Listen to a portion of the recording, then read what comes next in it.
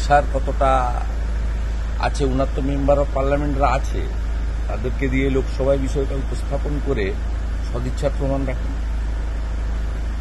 এবং আমরা এখনো মনে করি বিষয়টা রাজনৈতিক নয়, বাঙালি হিন্দুদের অস্তিত্ব রক্ষা, এপারে ওপারে স্বজন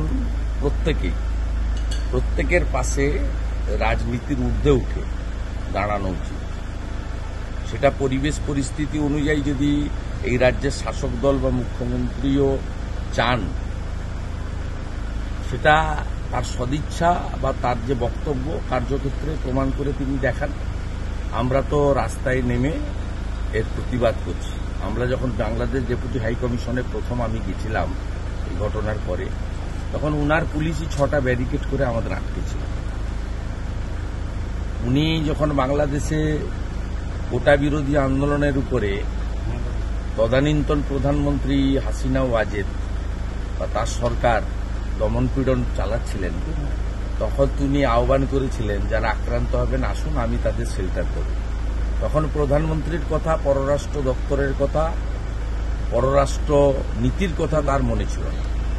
এখন যখন হিন্দুরা আক্রান্ত হচ্ছেন এবং বাংলা জুড়ে কেন গোটা পৃথিবী জুড়ে বাঙালি হিন্দু এবং সনাতনীরা রাস্তায় কার্যত নেমে পড়েছেন, ব্যাপক জনরোষের তৈরি হয়েছে, উনার দলের হিন্দু সমর্থকদের মধ্যেও ব্যাপক জনরোষ তৈরি হয়েছে বলে আমার মনে হয়, তখন তিনি প্রধানমন্ত্রীকে দায়িত্ব নিতে বলছেন। দায়িত্বটা উনাকেও নিতে হবে।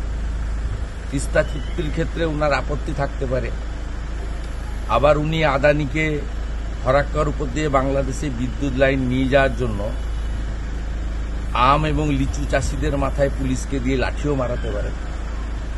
তাই একই রঙে বিভিন্ন রূপ না দেখে রাজনীতির ঊর্ধ্বে উঠে করুন। এবং আমি একজন সনাতনী হিসেবে, আমার মা বরিশাল থেকে আগত হিসেবে, আমাদের প্রত্যেকের এই অনুভূতিটা আছে, আমার মধ্যে সেটা কাজ করছে। তাই আমি সনাতনী ধ্বজ এবং জাতীয় পতাকা নিয়ে রাস্তায় নেমেছি। ভোট চাই, ভোট দাও, পাল্টে দিন, উল্টে দিন, গদিটা আমাদের দিয়ে দিন, কথা আমরা কোথাও বলছি না। আমরা বলছি দুনিয়ার হিন্দু এক হও এবং এই অত্যাচার বন্ধ করো। এবং আমি গত পরশুদিনই যাদবপুরে বলেছিলাম যে সমস্ত মানবিক দেশগুলি ভারত সহ উচিত জাতিসংঘে অবিলম্বে পিস কিপিং ফোর্স পাঠিয়ে পীড়িতদের উদ্ধার করা। সে কথা আজকে মুখ্যমন্ত্রী বলছেন, তা আপত্তির কিছু নেই, কিন্তু সেই সদিচ্ছার প্রকাশ কার্যক্ষেত্রে দেখানো উচিত। দাদা বলছে লাস্ট 10 দিন ধরে গভর্নমেন্ট অফ ইন্ডিয়া চুপ করে বসে আছে, তার দল মিছিল করছে। কেউ চুপ করেছে, 3বার পররাষ্ট্র দপ্তর থেকে আপনার রিয়াক্ট করেছে, 3বার পররাষ্ট্র দপ্তরের মুখপাত্র বলা মানে ভারত সরকারের বলা।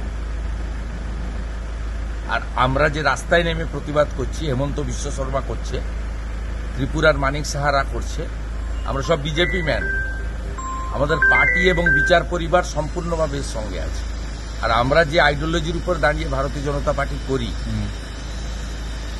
সেই রাষ্ট্রীয় স্বয়ংসেবক সংঘের পক্ষ থেকে প্রেস বিবৃতিও দেওয়া হয়েছে, প্রেস কনফারেন্সও করা হয়েছে। বিশ্বের সর্ববৃহৎ সামাজিক সংগঠন, যার বিচারধারা আদর্শের উপরে দাঁড়িয়ে ভারতীয় জনতা পার্টি মানব সেবার কাজ করে এবং রাষ্ট্রবাদকে সবচেয়ে বেশি গুরুত্ব দেয়।